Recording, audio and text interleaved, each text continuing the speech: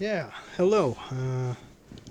For those that are curious, these images are accepting the little cartoon Moby Dick there with the cigar.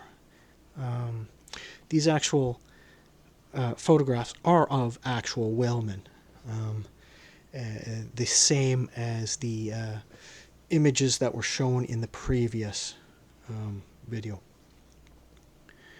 They, in fact, come from a 1954 publication book called Whales and Men by Robertson. And I threw those in basically to go along with the spirit of the novel we're about to get into and crack open. And on that note, this second video is about sharing a couple of the introductions from two different publications or different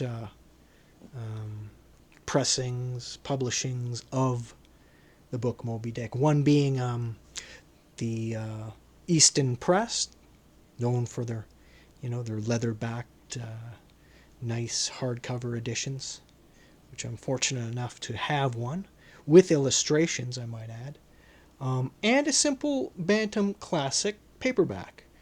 I want to include these introductions just to share them, to read them. I'm getting no kickback from this. It's just I think they are. I've read them both, and I find that they would actually add something to the introduction to Moby Dick for some of the listeners. If that doesn't float your boat, so to speak, well, you can skip along to chapter 1, but I have decided to include them. They're actually quite insightful. I mean, I remember reading them and thinking, these are so good. These are like an enjoyable read, much like the novel itself. So, that being said, I think the first one we'll start with. Hold on, it's up on my shelf there.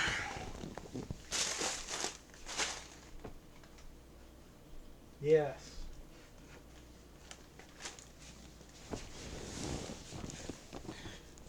We could open up with the Easton Press introduction. And, I've read this before, recorded it before. I don't quite like the way the video went, though. I was having trouble with my webcam and all that, but just the same. Let's see. How about this in the introduction? The publisher's preface of the Eastern Press. Check this out. Picking up with it, and away we go. When fire destroyed the building of Harper & Brothers Publishing establishment in New York City on December 10, 1953, it consumed 297 copies of the first edition of Moby Dick, sparing the remaining 60 out of a total printing of under 2,000. Published 2 years previously, the book had not been selling very well. Recognition of its merits as one of the most stupendous literary accomplishments of modern times did not come about until the 1920s, when general public acceptance followed critical rediscovery and acclaim. Moby Dick, or The Whale, the sixth of Herman Melville's novels, has been called perhaps the most powerful rendering in prose literature of the eternal conflict of man and fate. Yet during the author's lifetime, it failed to capture the interest of readers who had been entranced by his more direct accounts of adventures such as Typee, 1846, Umu, 1847, and Mardi, 1849, all romances of the South Seas. Melville's fiction was consistently based on his actual experiences in the course of ocean voyages, the first of which he had undertaken at the age of 20. The descendant of English and Dutch colonial families, Herman Melville was born in New York City in 1819.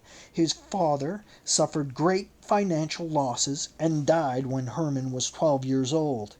He left school a few years later, worked at various jobs, and in 1839 shipped as a cabin boy to Liverpool.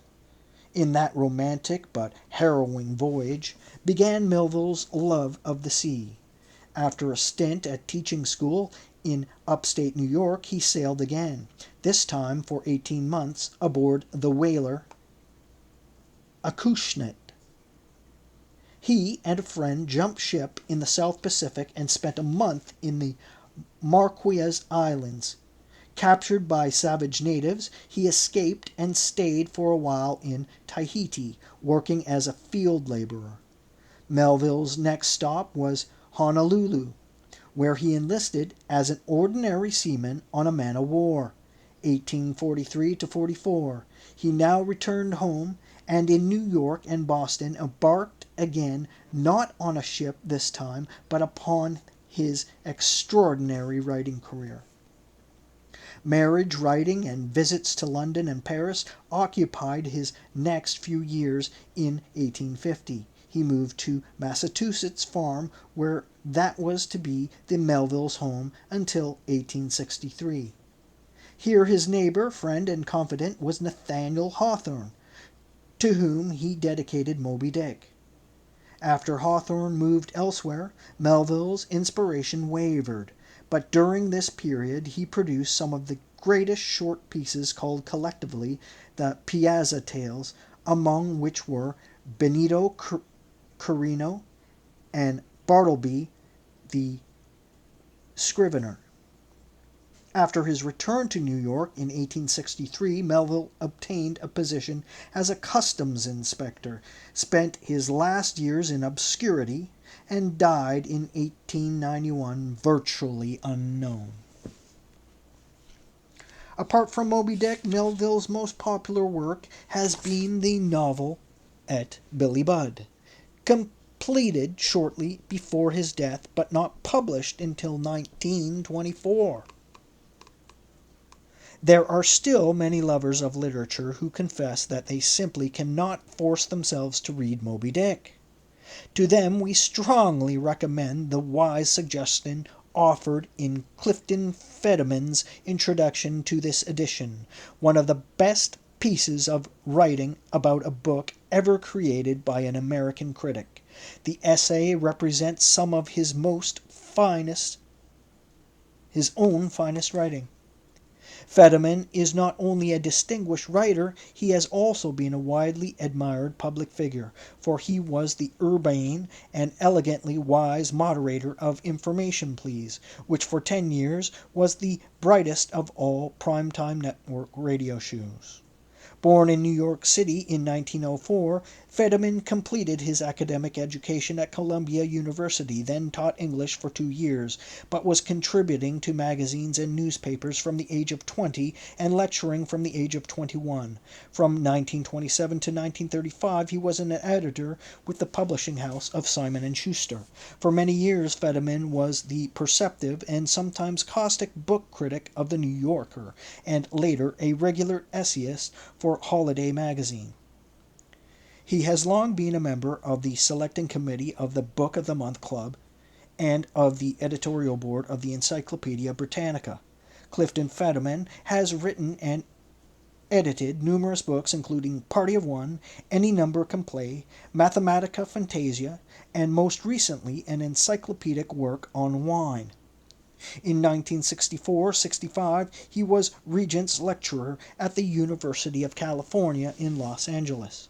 Equally distinguished is the illustrator of this edition of Moby Dick. Boardman Robinson is best known as a muralist, though his early fame derived from the cartoons he regularly drew for national magazines.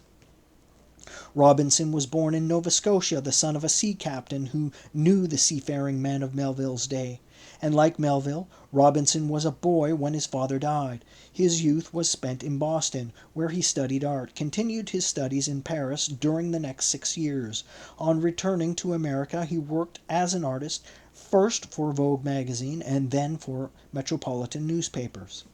Boardman Robinson served as art correspondent during World War I and then began to paint murals in Washington and New York, and oils that are now owned by most of our principal museums. He later became director of the Colorado Springs Art Center. The format of the book was planned by Warren Chappell, author, artist, and typographer. Originally from Richmond, Virginia, where he was born in 1904, he studied graphic arts in the United States and Germany and learned the techniques of wood and copper engraving and stone lithography, as well as calligraphy and type design. He is the author of A Short History of the Printed Word, The Living Alphabet, and The Anatomy of Lettering, besides having created 2 popular typefaces and illustrated and designed books for America's leading publishers. He works at his home near Norfolk, Connecticut. For Moby Dick, Chappell devised what is probably one of the handsomest and most readable of all editions of the classic. He had the text set in large 12-point size of Jansen, a strong and open face based on a type dating back to the late 17th century, and had it leaded a generous 3 points between the lines. The chapter headings in Caslon type are complemented by decorative initials drawn by Chappell, who also did the bold lettering on the title page. The front piece portrait was painted by Robert Shore, who has done considerable research on the works of 2 authors of tales with a seafaring background, Joseph Conrad and Herman Melville.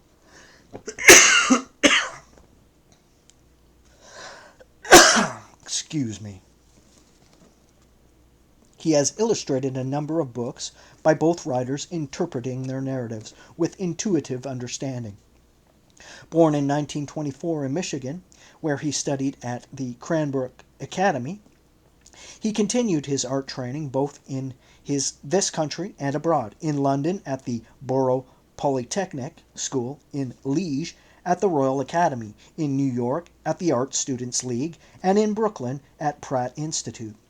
Robert Shore has taught drawing and painting at Cooper Union and the School of Visual Arts, both in New York City. Every aspect of this collector's edition has been planned for authenticity of atmosphere and complete harmony of format with text, and every detail reflects the care with which the book has been produced by master craftsmen. The paper on which the text of Moby Dick and its monochrome illustrations have been printed is an acid-free stock of high performance, especially made for this edition. An exclusive design was created for the covers and stamped with hand-finished brass dies. The volume is Smith-sewn for strength, and the boards are covered with a choice grade of genuine leather, which has been drawn over spine hubs in the finest traditions of hand binding. Even the edges have been coated with leaf for both protection and appearance. Other distinctive touches in this volume, typical of the distinguished series of the 100 Greatest Books Ever Written, are the elegant moire end leaves and the satin ribbon marker. This edition of Moby Dick represents both the luxury that Melville himself never knew and the prominence of his literary art. Easton Press. Well, that's all about the physical book itself, the edition. But on to what is more interesting, this introduction, which is really awesome, by Clifton Fadiman. This is awesome. I mean, it's let's see, 1, 2, 3. It's basically 4 pages of awesome sauce. Anyway, thought I'd share it. This is, again, from the Easton Press edition. But it's about Melville and the book itself. And I think it's worth reading. Introduction. About 20 years ago, on May 18, 1921, Justice Oliver Wendell Holmes, then 80, in a letter to his lifelong friend Sir Frederick Pollock, wrote, "Did I mention Moby Dick by Herman Melville? I remember him in my youth. It seems to me a great book, as 10 years later may some of George Borrow's things possibly influenced by him, but I should think a much greater man. It shook me up a good deal. It is wonderful already that a book published in 1851 doesn't seem thin now. Hawthorne did when last I read The Scarlet Letter, not so Moby Dick. Holmes, a man given to wide and impartial decisions, made no judicial error here. By common consent, but interestingly enough, a consent given only during the last 2 decades, Moby Dick is one of the great books of the world. It does not seem thin now, any more than in 1921. It seemed thin to be the lucky Balboas and Columbuses who then rediscovered its Pacific rhythms and Atlantic rages. The greatest books rise from the profound level of wonder and terror, a level common to all humanity in all times and climes, but a level so deep that we are only at times aware of it, and none of us can ever glimpse it whole. From time to time a man, Cervantes or Dostoevsky or Melville, lets down into this deep well the glorious pitful bucket of his genius and brings up a book, and then we read it, and dimly we sense its source and know that source to be something profound and permanent in the human imagination. The mysterious liquid drawn from this well is never crystalline. Rather does each man, as he looks into it, see mirrored a different set of images, reflections, points of light, and layers of shadow.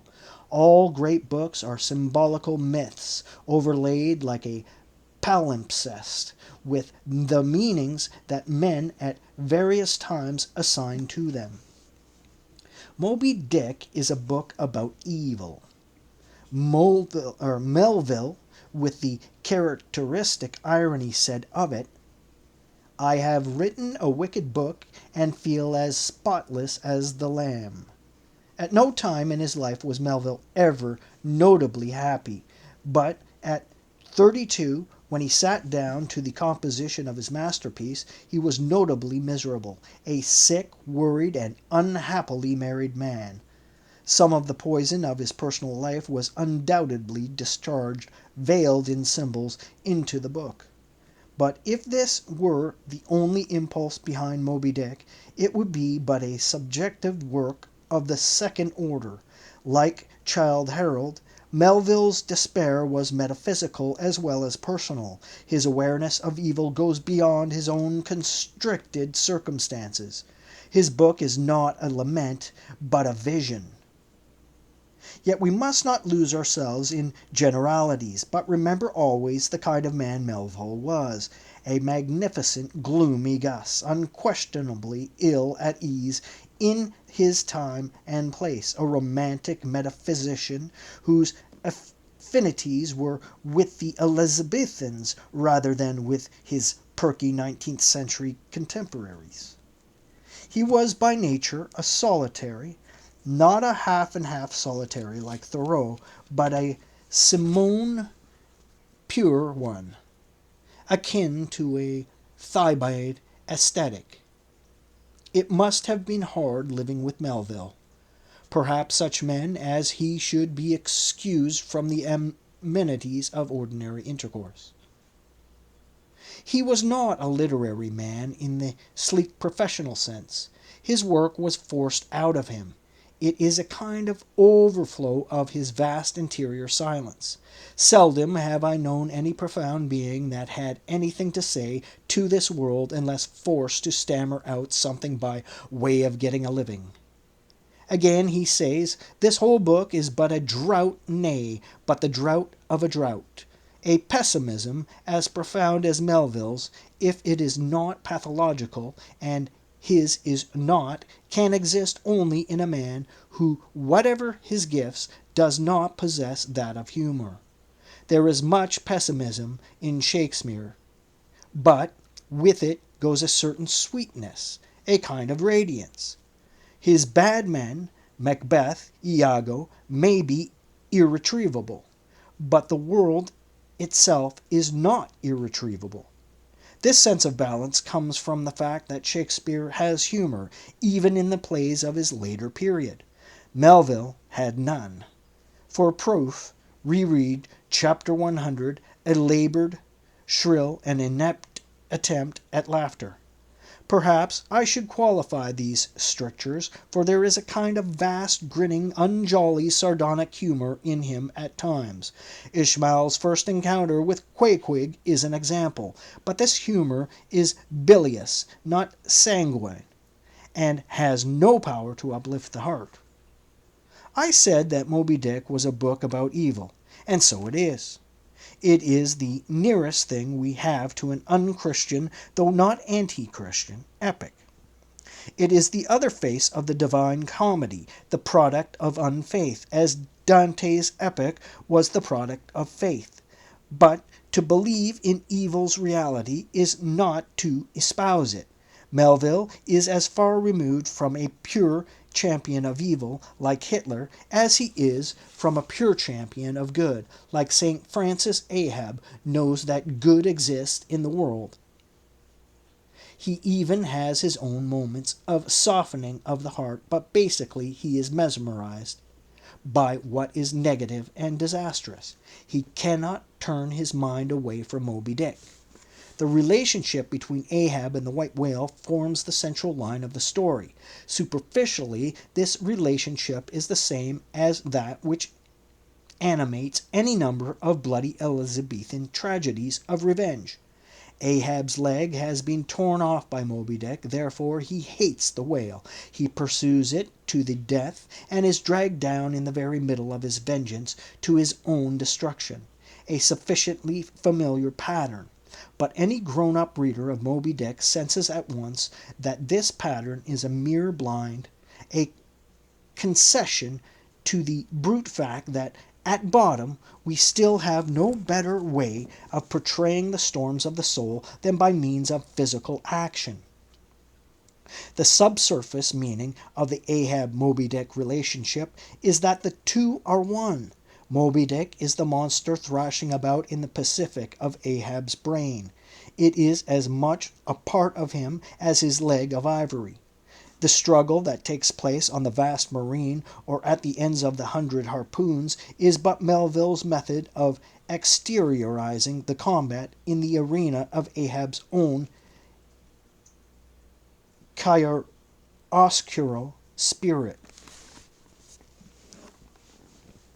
The white whale swam before him as the monomaniac incarnation of all those malicious agencies which some deep men feel eating in them, till they are left living on with half a heart and half a lung, that intangible malignity which has been from the beginning, to whose dominion even the modern Christians ascribe one half of the worlds, which the ancient Ophites of the East reverenced in their statue devil.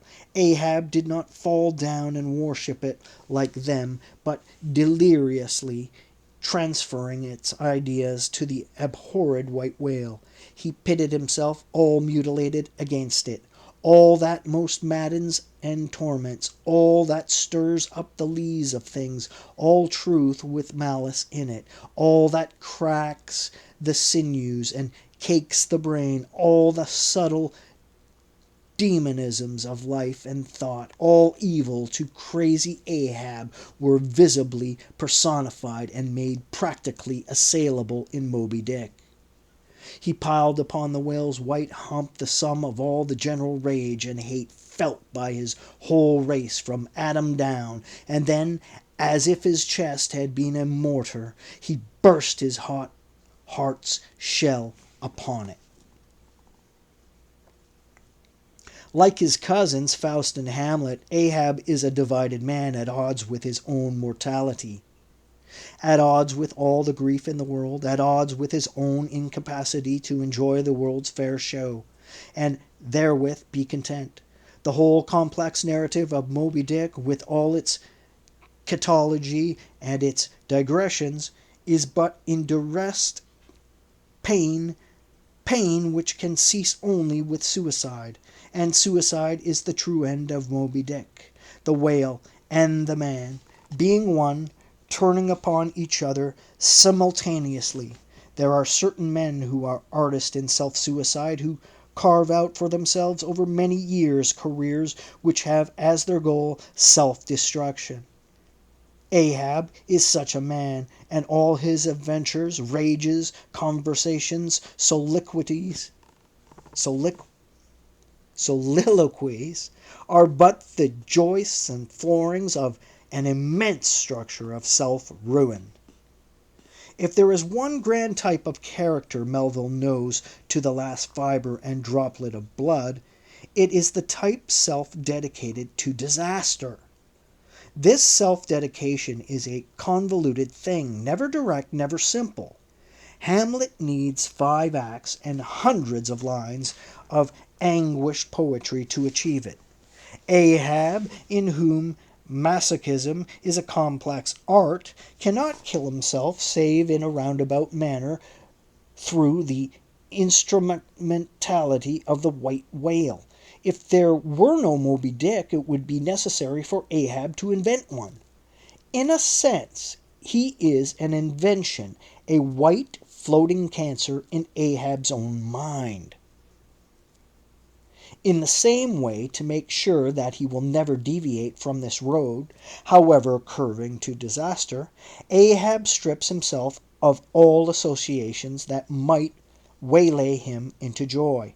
He throws away his pipe in fury, because it might bring him pleasure, gifted, as he bitterly reflects, with the high perception he lacks, the low enjoying power, damned most subtly and most malignantly, damned in the midst of paradise. Just why he lacks the low enjoying power, Melville never tells us. He presents us with a fixed type. The causes of its fixity do not concern him. To give him a certain surface roundure of motivation to Ahab's pessimism, he offers us the amputated leg, but we are not taken in by it.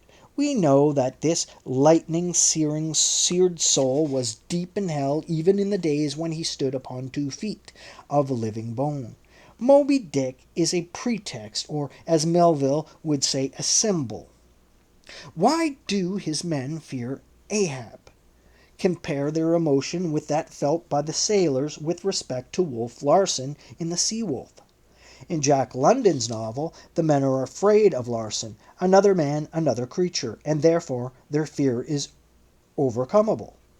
But no one on the Pequod, however brave he be, can overcome his fear of Ahab, because the fear is seated in himself. His Ahab fear is a fear of himself, or rather of the pit of blackness, the central dark mother-lode of despair which every man at times knows to be within him. But we are afraid to confess this primordial horror. When we come upon one who, like Ahab, does confess it, exulting in his confession, we shrink back as if we had looked in the mirror and seen there the horrid head of Gorgon. It is this self-fear that explains Ahab's unholy domination of his crew. It explains, too, the desperate joy with which the men pursue Moby Dick, as if they felt that by killing the monster they could exorcise the fear and dispel with their puny harpoons the gathered and oppressive malice of the world. It is now generally recognized that the canons of the ordinary novel do not apply to Moby Dick. If we applied them, we should be forced to put it down as inept, occasionally powerful, but on the whole puzzling affair. This was the conventional opinion up to 2 decades ago. During those decades, we have discovered Moby Dick to be a masterpiece. What caused this shift in perspective? To put it simply, we discovered how Moby Dick should be read. We must read it not as if it were a novel, but as if it were a myth, A novel is a tale. A myth is a disguised method of expressing mankind's deepest terrors and longings. The myth uses the narrative form and is often mistaken for true narrative. Tom Jones is a true narrative. Moby Dick is a false narrative, a myth disguised as a story. Once we feel the truth of this distinction, the greatness of Moby Dick becomes manifest. We have learned how to read it. Moby Dick is a myth of evil and tragedy, as the Christian epic is a myth of good and salvation. Both the ancestry and posterity of grief go together. Then the ancestry and posterity of joy, thinks Ahab, and this central brooding conviction threads every page of the story, even when it seems most concerned with tripods, harpoons, and sperm oil. The symbolic values of the book are not allegorically plain, as in the Pilgrim's Progress, for Melville does not have Bunyan's Protestant certitude. They waver, shadow-like at times, emerging into the world of reality, at times descending into the subterranea of myth. Yet there should have been no misunderstanding, for Melville, in a dozen passages, reiterates that his story is not to be taken literally. The symbolism is not simple, not a mere system of correspondences. It is rather the subtle atmosphere the whole story breathes. This vivid sense of an extra invisible dimension in all things can produce great poetry, as in Blake and Donne and Vaughan, and it can produce prose so charged, so suffused with feeling, that it is difficult to distinguish it from Shakespeare, as in Moby Dick. This sense, too, makes it possible for Melville's alembicating mind to mix such seeming incongruities as angels and spermaceti, and distill an essence of beauty. Finally, Moby Dick is America's most unparochial great book, less delivered over to a great time and place than the work of even our freest minds, Emerson and Whitman. It is conceived from first to last on a vast scale. It shakes hands with prairie seas and great distances.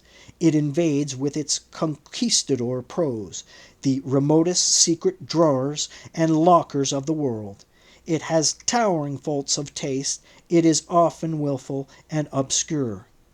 But it will remain, I think, America's unarguable contribution to world literature. So many-leveled it is, so wide-ranging in that netherworld, which is the tortured, defiant, but secretly terror-stricken soul of man, alone and appalled by his aloneness. Clifton Fadiman. And that's the Easton Press introduction. That intro, that description of Fadiman sits alone. I read it without the consideration of the publisher's preface about it being one of the best look into Melville's work. So there you have it. So I think the Bantam introduction I'll put on the next video. So we'll close with that and switch over to the second intro.